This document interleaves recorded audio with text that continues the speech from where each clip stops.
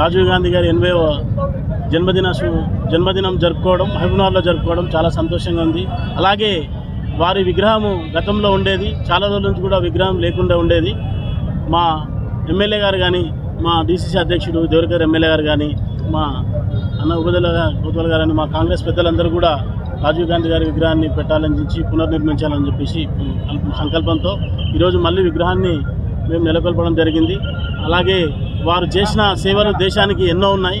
వారు నిజంగా కూడా వారి కుటుంబం అంతా కూడా ఈరోజు నిజంగా నెహ్రూ గారు కానీ, ఇందిరమ్మ కానీ, నిజంగా వాళ్ళ ఫ్యామిలీ మొత్తం, కుటుంబం మొత్తం కూడా దేశం కొరకు వాళ్ళు చేసిన సేవ, దేశం కొరకు వాళ్ళు ప్రాణాలు అర్పించారు.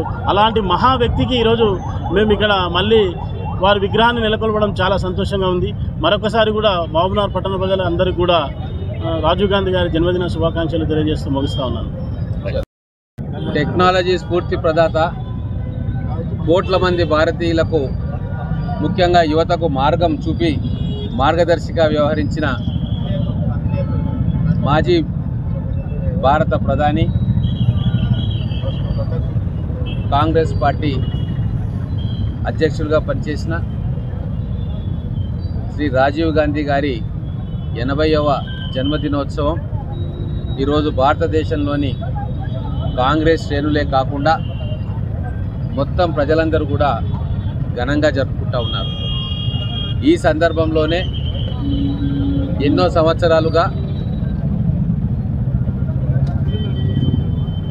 విగ్రహం లేకపోవడంతో రాజీవ్ గాంధీ గారి విగ్రహాన్ని ఇక్కడ గాంధీ చౌక్లో మళ్ళీ ఒకసారి ప్రతిష్ఠించుకొని వారు భారతదేశానికి చేసిన సేవలను మరొకసారి గుర్తుకు చేసుకునే అవకాశం ఈరోజు వచ్చింది.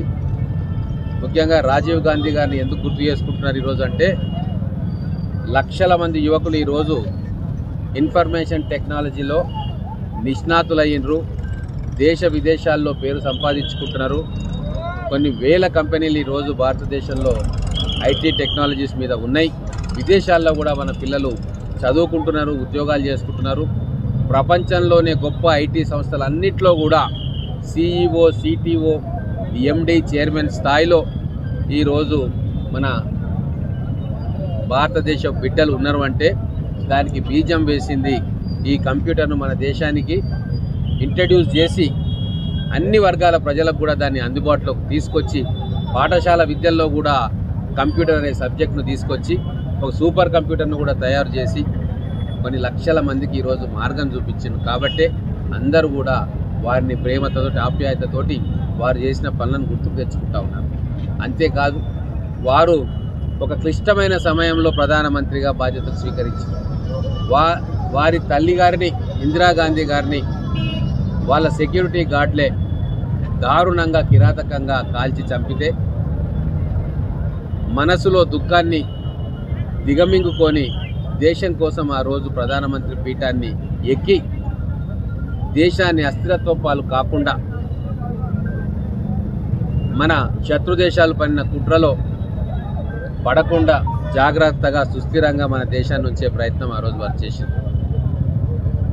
అరుణాచల్ ప్రదేశ్ రాష్ట్రంగా ప్రకటించడం కావచ్చు, మిజోరాంలో శాంతి యత్నాలు చేసి దాన్ని మన భూభాగంలో అంతర్భాగం చేసుకోవడం, ఒక రాష్ట్రంగా ప్రకటించడం, అనేక టెర్రరిస్ట్ విధ్వంసకర కార్యకలాపాలు నడుపుతున్న సంస్థలతోటి వారు చర్చలు జరిపి వాళ్ళని నొప్పించి భారతదేశ సార్వభౌమత్వాన్ని కూడా వాళ్ళు అంగీకరించేటట్టుగా చేసి ఈ దేశానికి ఒక అఖండ రూపాన్ని ఇచ్చిన మేధావి రాజీవ్ గాంధీ. అలాగే LTTE తోటి కూడా మాట్లాడుకొని శ్రీలంకలో కూడా అప్పుడు జరుగుతున్న యుద్ధాన్ని ఆపే చర్యలు తీసుకునడంలో భాగంగా కొంతమంది విద్రోహ శక్తులు, విదేశీ శక్తులతోటి కుట్ర పని ఆ రోజు వారిని దారుణంగా ఒక బాంబ్ బ్లాస్ట్లో చంపడం జరిగింది.